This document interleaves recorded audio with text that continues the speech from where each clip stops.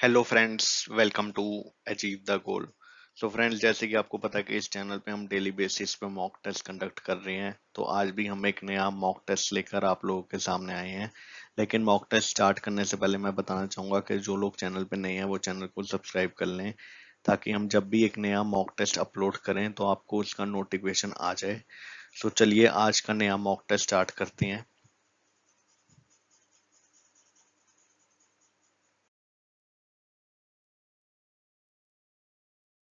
So friends, आज जो mock test होने जा रहा है वो होगा कंप्यूटर का। और ये कंप्यूटर का कौन सा मॉक टेस्ट होगा?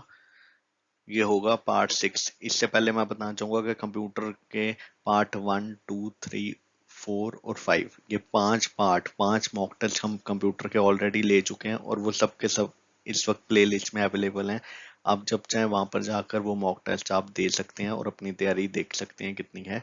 और इसके साथ ही मैं बताना चाहूंगा कि अब तक हमने काफ़ी सब्जेक्ट्स के मॉक टेस्ट कवर कर लिए हैं, जैसे कि हमने हिस्ट्री का, ज्योग्राफी का, पॉलिटी, इकोनॉमिक्स, उन सब के मॉक टेस्ट हम कई हिस्सों में ले चुके हैं।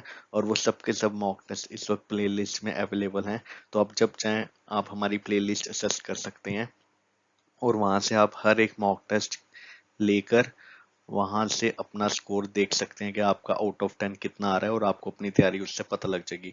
सो फ्रेंड्स, ये मॉक टेस्ट सारे करवाने का मोटिव बस यही है कि एक तो आपकी टेस्ट देने की स्पीड बढ़े, ताकि आप फाइनल एग्जाम में टेस्ट जल्दी से खत्म करके उसको 2-3 बार रिवाइज कर सकें। और साथ ही साथ आपको पता लगे आपका कौन सा टॉपिक वीक है। जैसे कि आपका कोई भी क्वेश्चन किसी भी टॉपिक से, हम मान लेते हैं जैसे हमने एक क्वेश्चन दिया, वो था टॉपिक रिवर्स ऑफ इंडिया का, या रिवर्स ऑफ इंडिया छोड़ो, टोपोग्राफी ऑफ इंडिया का हमने कोई क्वेश्चन दे दिया कि लार्जेस्ट कोस्ट लाइन कौन सी स्टेट की है, गुजरात की है।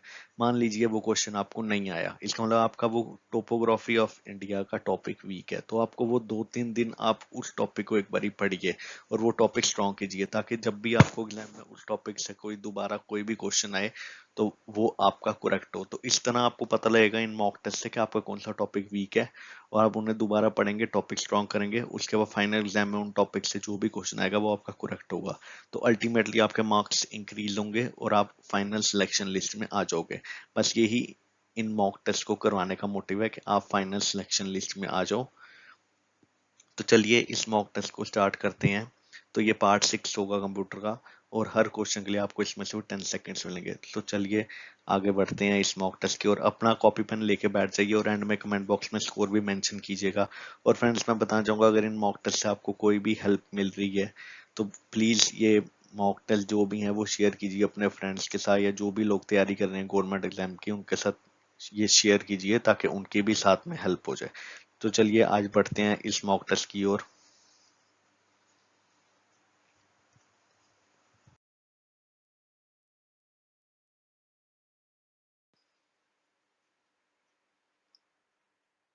So the first question is 1 kilobyte is equal to how many bytes?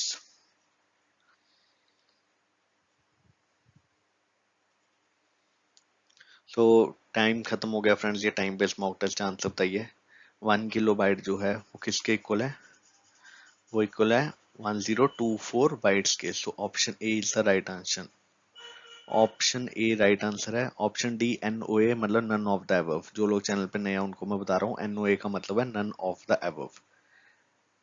मतलब इनमें से कोई ऑप्शन भी सही नहीं होगी, ये मतलब है NOA का। ठीक है, तो चलिए आगे बढ़ते हैं। A option is the right answer. चलिए आगे बढ़ते हैं नेक्स्ट क्वेश्चन की ओर।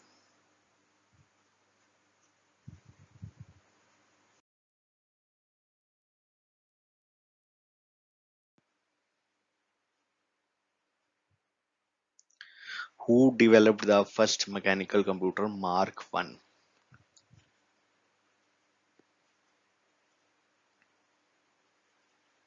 सो Mark 1 जो था वो किसने डेवलप किया था? So the correct answer is Howard Aiken ने Mark 1 डेवलप किया था। ये फर्स्ट मैकेनिकल कंप्यूटर था। Next question.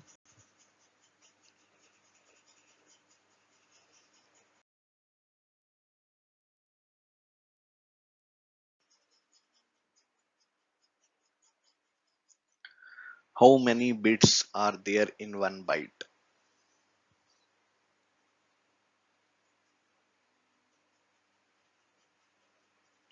सो फ्रेंड्स टाइम खत्म हो गया, बताइए। सो इसका आंसर होगा 8।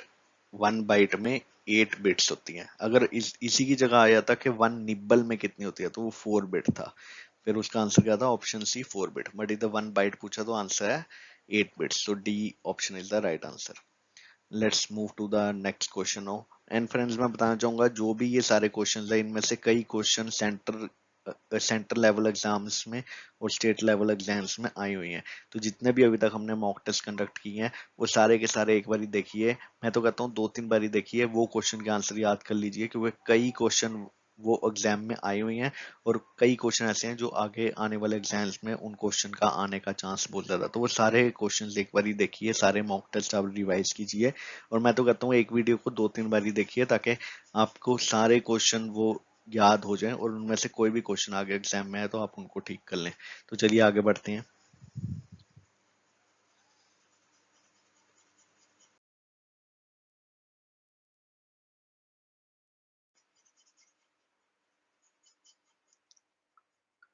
What does O stands for in BIOS? BIOS.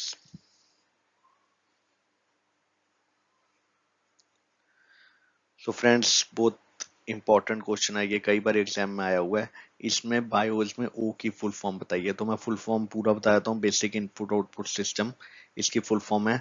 तो इसमें जो ओ है उसका मतलब है output. Basic input output system में ओ का मीनिंग है आउटपुट। सो चलिए let's move to the next question now.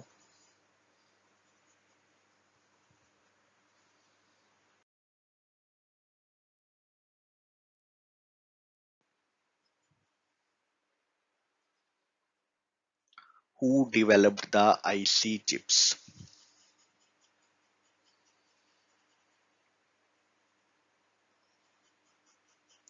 So friend time खत्म हो गया, बताइए आंसर। आईसी चिप्स किसने डेवलप की थी? तो इसका आंसर मैं बता देता हूँ। Option A is the right answer. JS Kilby ने आईसी चिप्स बनाई थी। अब ये कौन सी जनरेशन ऑफ कंप्यूटर में आईसी चिप्स यूज हुई, ये कमेंट बॉक्स में मेंशन कीजिएगा कि IC chips were used in which generation of computers. इस क्वेश्चन का आंसर आपने कमेंट बॉक्स में बताना है। तो चलिए बढ़ते हैं नेक्स्ट क्वेश्चन की ओर।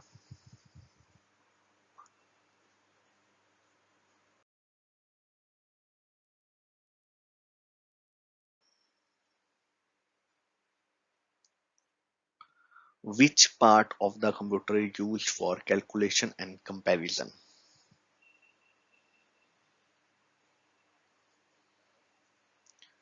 So friends, कौन सा पार्ट है कंप्यूटर का जो कैलकुलेशन और कंपैरिजन में यूज होता है? तो मैं बताता हूँ इसका आंसर होगा ऑप्शन सी ALU। देखो कंप्यूटर जो है ब्रेन ऑफ द कंप्यूटर हम कहते हैं सीपीयू को। सेंट्रल प्रोसेसिंग यूनिट उसकी फुल फॉर्म है सीपीयू। सीपीयू को हम ब्रेन ऑफ द कंप्यूटर कहते हैं। और सीपीयू में दो चीजें आ जाती हैं, एक आ जाता है ALU और एक है कंट्रोल यूनिट। ALU जो है उसकी फुल फॉर्म होती है अर्थमेटिक लॉजिक यूनिट और वो यूज होता है फॉर कैलकुलेशन एंड कंपैरिजन। तो C option is the right answer. Now let's move to the next question.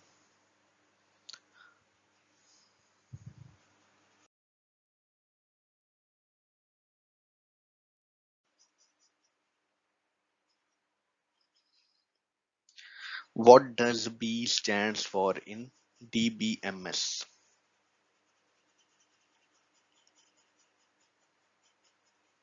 So friends, most important question है ये, इसका आंसर बताइए। DBMS की फुल फॉर्म क्या है? तो मैं बताता हूँ DBMS की फुल फॉर्म है डाटाबेस मैनेजमेंट सिस्टम। क्या फुल फॉर्म है? Database management system.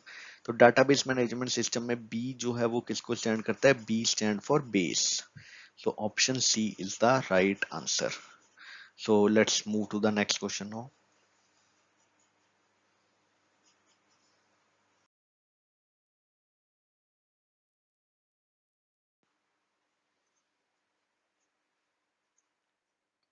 Which of the following is optical memory?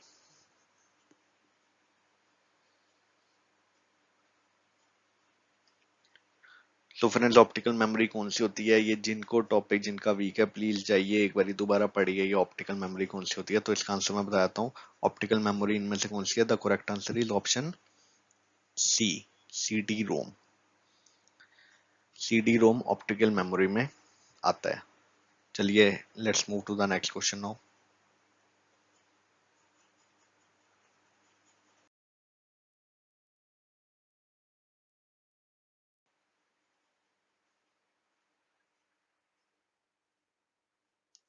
Who is the author of the book soul of new machine?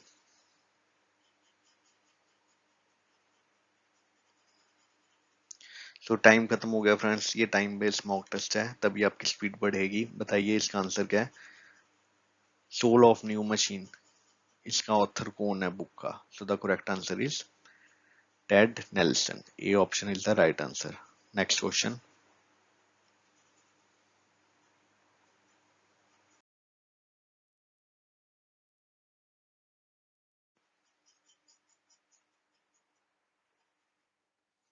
An error in computer is known as?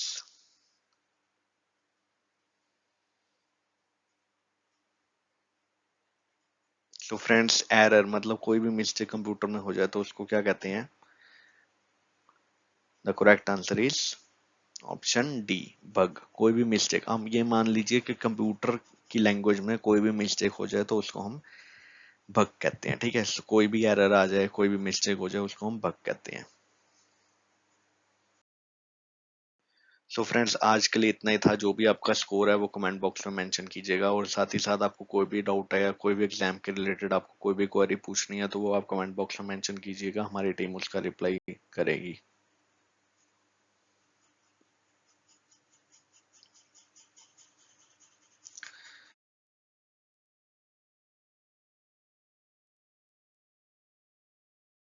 तो friends आज के लिए इतना ही था। मैं बताना चाहूंगा अपनी तैयारी कंटिन्यू रखिए, पेपर बहुत जल्द होने वाले हैं तो आप अपनी तैयारी कंटिन्यू रखिए।